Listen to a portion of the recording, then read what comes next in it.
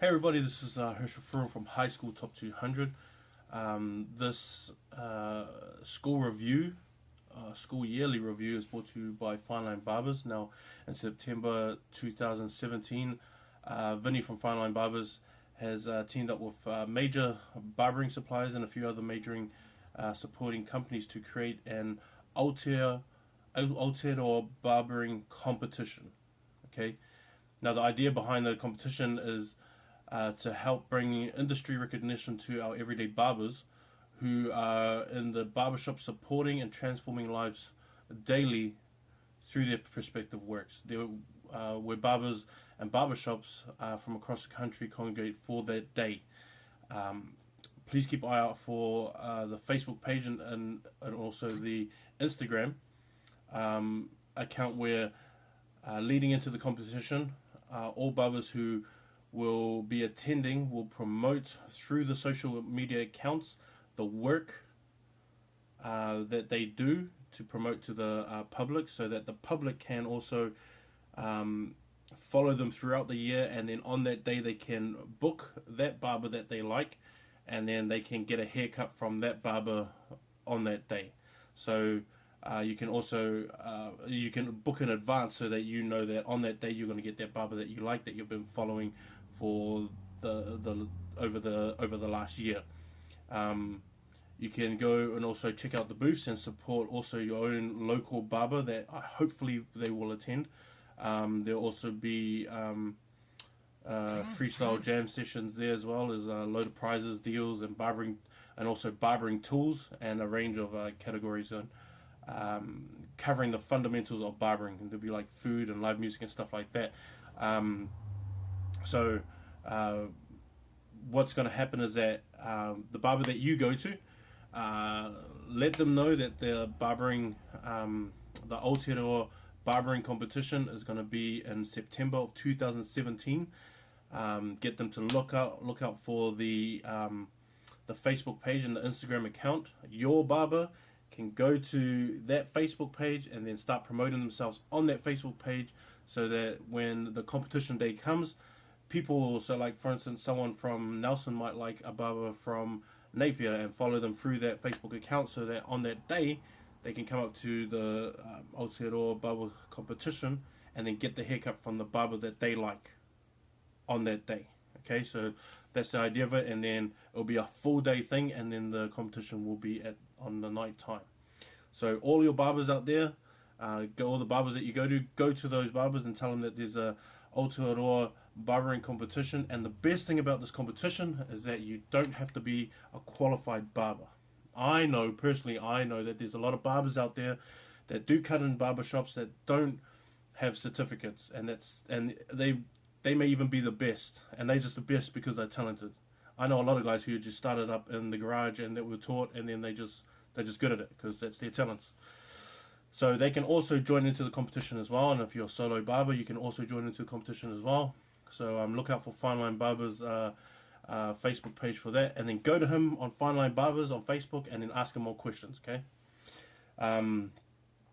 This is a review of teams, all the teams from this year that I've been following heavily. So this one I'm going to start off with our national championship team, Mount Albert Grammar, better known as MAGS, better known as my dad's alma mater, better known as Sonny Bill Williams, BG, all those, Luatua, all these guys that have come out of MAGS. So my thing with Mount Albert Grammar, like I love the Mount Albert Grammar team. I think they were just so talented all over the field, and I knew from maybe the first couple of games that this team was going to end up somewhere in the end. Like they were going to end up somewhere in September playing for a spot, and it ended up being that way. And then they actually got stronger as it went on. Like their first game was De La Salle, and I think they won by 2 points or 4 points, something like that. And then from there on, it went from De La Salle to Otahu to St. Peter's, and then they just started winning and building it up and things like that. And they all just they bought into the situation that they were in. They bought into the concept from the coaches, which did a great job as well, and then they bought into the fact that they believed that they were there to win, and they did. And I like that, and I like that attitude that they had. Now, their best win, and I know Grammar fans would probably hate this, but was the Grammar win. And and I try to explain to people, is just like, if they play Grammar again, it won't be 50-0. But 50-0 was just massive, and it was just one of those days where you guys had a bad game, and these guys had their best game. And on that day, it just came together, and then it just matched up that way. So, for their best game, it was the Auckland Grammar game, and from the highlights, because I didn't attend that game and it wasn't on TV, but the highlights that I saw, it just looked like there were just too many open spaces and over gaps, and then everyone had a best game on that day. The worst game for Mount Albert Grammar was the one against St Kennegans, and I remember talking to one of the parents at Nationals. I'm not going to say whose parent it was, but I remember talking to parents, and for me personally, it was a coach's mistake that they put Isaiah Papali'i in second five instead of leaving him at open side. And so that for me was the mistake that they made as a coaching staff, which I believe ended up in them losing. And then I was talking to this parent, and then the parent goes, and I go to the parent, and I said, don't you think it would have been better if they went all the way through? And then he says to me, if you think about it, if they did not lose their game, they did not lose that game, maybe they wouldn't have won the final against Sacred Heart. I'm a fan of winning all the time. Like I always want the All Blacks to win. I always want my Chiefs to win. I always want my Jazz to win. I always want my Chargers to win, but they're terrible. But I still want them to win. But there's always a point in a team where the losing and the recognition that you have lost and that you have a 1 in the L column does something for you, and then it puts you back on the fact that we are not invincible and we need to win. Not we're going to win, but we need to win. And I think that's where Mags was at. And his father, he got it right. Because that game against Sacred Heart was so close. It was just a 2-point win. That maybe if they went in there with the attitude of we're just going to win, then maybe they would have lost.